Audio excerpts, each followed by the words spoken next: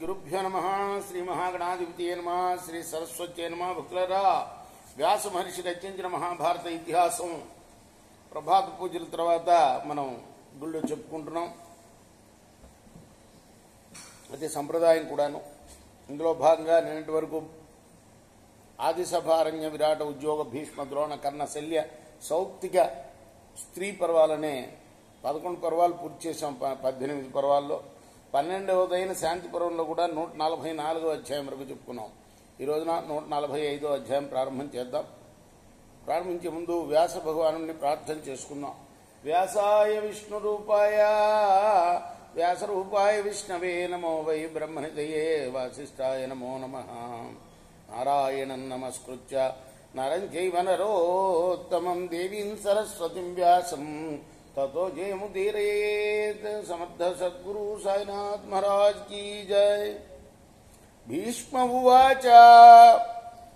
భీష్ముడు ధర్మరాజుతో అంటున్నాడు, ఏవం విలపతస్తస్య శ్రుత్వా తు కరుణం వచః గృహీతా శకునిఘ్నేన కపోతి వాక్యమబ్రవీత్.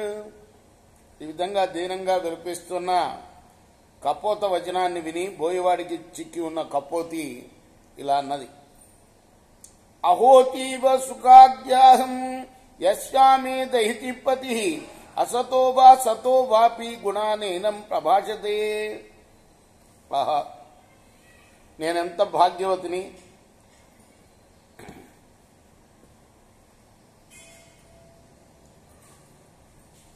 నా ప్రియ భర్త నాలో గుణాలు ఉన్నాయో లేవో గాని నన్ను గురించి ఎంతగా కీర్తిస్తున్నాడు.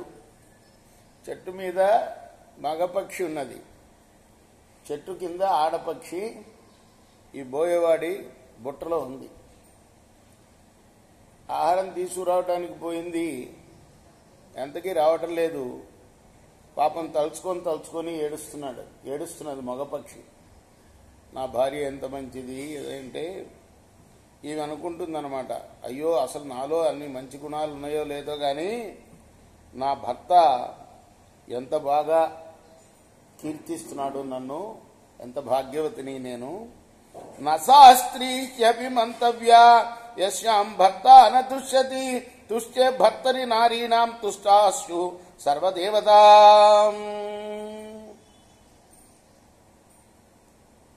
తన పట్ల భర్త అనేవాడు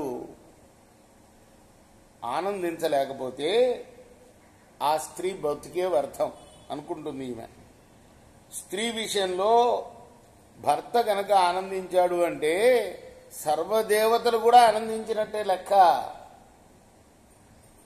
అందుకోసమే స్త్రీకి దేవుడి కన్నా భర్తే ఎక్కువ అని చెప్తాయి శాస్త్రాలన్నీ కూడా. యాత్రలు అవి కూడా భర్త అనుమతి లేనిది చేయకూడదని చెప్తాయి. అగ్ని సాక్షికమిచ్చేవా భర్త వై దైవతం పరం దావాగ్ని నిర్దగ్ధ సపుష్పస్తపకాలత భస్మీ భవతి సా నారి యస్వా భర్త నతుష్యతి. ఏదో పిట్టల కథతోటి మనకు నీతులు చెప్పడమే ఇందులో అంతరార్థం, అంతేగాని పక్షులకి ఇవన్నీ ఉంటాయా? ఉండవు కదా. పక్షి పేరుతోటి మనకు కథ చెప్తూ ఉంటారన్నమాట. ఇతిహాసాలంటే అది అలా చెప్తూ ఉంటారు. అట్లా చెప్తే కానీ మనకు బాగా వంట పట్టదు. భార్యకు భర్త అగ్ని సాక్షిగా ఏర్పడిన దైవం.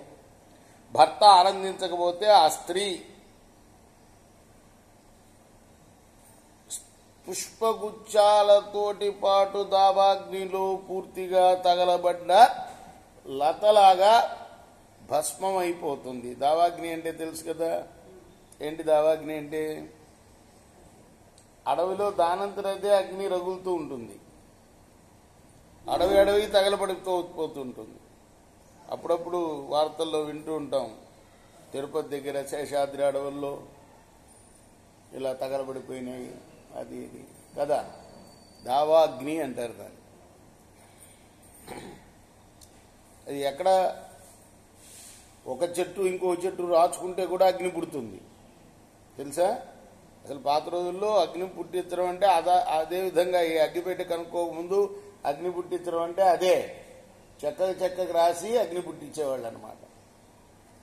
అలా చెట్లు రాసుకుని అగ్ని పుట్టి ఆ అగ్ని అంతా కూడా ఎండిపోయిన కట్టెలు అవి పడి ఉంటాయి కదా, వాటిని అడ్డుకొని అలా మొత్తం అడవంతా తగలబడుతూ ఉంటుంది. దాన్ని దావాగ్ని అంటారు. అలా బాగా పుష్పించిన చెట్టు ఏదైతే ఉందో, లతలతోటి కూడున్న చెట్టు, పుష్పగుచ్చాలు బాగా ఉన్నాయి. ఈ లోపల దావాగ్ని వచ్చింది, అది కాస్త భస్మం అయిపోయింది. ఆ విధంగానే భర్త ఆనందించకపోతే ఆ స్త్రీ బ్రతుకంతా కూడా భస్మం అయిపోయినట్టే లెక్క. ఇది సంచించ దుఃఖార్త భర్తారం దుఃఖితంత కపోతి రుక్తకేనాసి గృహీత వాక్యం అబ్రవీత్.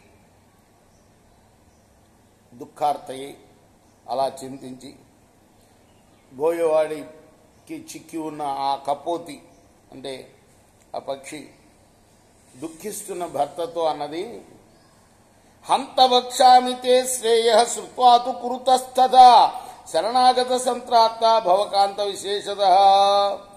నీకు శ్రేయస్కరమైన మాట చెప్తున్నాను, విని ఆ విధంగా చెయ్యి. ప్రత్యేకించి శరణాగత రక్షకుడివిగా నువ్వు. ఏష శాకునిక సేతే తవ వాసం సమాశ్రిత సీతార్థస్య క్షుదార్థస్య పూజామస్మై సమాచర. ఇదిగో ఈ బోయేవాడు ఇక్కడ పడి ఉన్నాడే, వీడు చలితో ఆకలితో బాధపడుతున్నాడు. యోహి కశ్చిత్ ద్విజం హన్యాత్ గాంచ లోకస్య మాతరం శరణాగతం చయో హన్యాత్ తుర్యం తేషాం చ పాతకం. బ్రాహ్మణుణ్ణి చంపిన, గోహత్య చేసిన, ఎందుకంటే లోకమాత గోవు అంటే, అలానే శరణాగతుణ్ణి చంపినా కూడా ముగ్గురికి పాపంతో సమానం. ముగ్గురికి పాపం సమానంగా వర్తిస్తుంది. అంటే శరణాగతుడు అనేవాడిని మనం రక్షించకపోతే అది బ్రహ్మహత్యతోటి గోహత్యతోటి సమానం. అస్మాకం విహితావృత్తి కాపోతి జాతి ధర్మత సాన్యాయ ఆత్మవతా నిత్యం తద్విధేనానువర్తితం. జాతి ధర్మాన్ని బట్టి మనకి కాపోత వృత్తి విధించబడింది. నీ వంటి అభిమానవంతుడు ఆ వృత్తిని ఎప్పుడూ పాటించాలి. యస్తు ధర్మం యథాశక్తి గృహస్థో అనువర్తతే సప్రేత్య లభతే లోకాన్ అక్షయానితి సుశ్రుమా. యథాశక్తి తన ధర్మాన్ని పాటించిన గృహస్థుడు మరణానంతరం అక్షయ లోకాలకు వెళ్తాడని వింటున్నాం. సత్వం సంతానవానజ్జ పుత్రవాని శ్రీచద్విజ తత్స్వదేహే దయాంచత్వా ధర్మార్థౌ పరిగృహ్య పూజామస్మై ప్రయుంక్షత్వం ప్రియాతే తస్య మనోయథ. నీవిప్పుడు సంతానవంతుడివి, పుత్రవంతుడివి కూడా. కాబట్టి నీ దేహంపై జాలిని వీడి ధర్మార్థాలను పరిగ్రహించి ఈ బోయవాడి యొక్క మనస్సు తృప్తి పడేటట్లుగా ఇతనికి నిన్ను నువ్వు సమర్పించుకో. మత్కృత్యే మాచ సంతాపం కుర్వీదాస్త్యం విహంగమా శరీరయాత్ర కృత్యర్థం అన్యార్థాన్ రామ వైపైషసి. నా కోసం బాధపడవద్దు, శరీరయాత్ర కోసం మరొక భార్యను పొందవచ్చు కావాలంటే. ఇతిసా అంటే తనని సమర్పించుకోమంటుందన్నమాట. తనని తగలబట్టి బోయేవాడికి సమర్పించుకో, కావాలంటే నీకు ఇంకో భార్య వస్తుంది, ఇంకో భార్యను సంపాదించుకోవచ్చు. ఇతిసా శకుని వాక్యం పంజరస్థా తపస్విని అతి దుఃఖాన్విత ప్రోక్ష భర్తారాం సముదైక్షత. ఈ విధంగా పంజరంలో ఉన్న ఆ పక్షి కపోతి ఎంతో దుఃఖంతో చెప్పి భర్త వైపు చూసింది. ఇది శ్రీ మహాభారతే శాంతి పర్వణి ఆపద్ధర్మ పర్వణి కపోతం ప్రతి కపోతి వాక్యే 45 అధిక శతమోధ్యాయ. ఇది వ్యాస మహర్షి రచించిన మహాభారత ఇతిహాసంలోని శాంతి పర్వంలోని 145వ అధ్యాయం.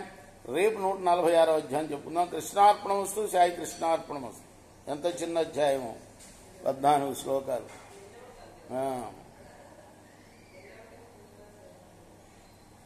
స్వస్తి ప్రజాభ్య పరిపాలయంతాం న్యాయేన మార్గేణ మహిమహీషా గోబ్రాహ్మణేభ్యः శుభమస్తు. నిత్యం లోకాः సమస్తాः సుఖినో భవంతు.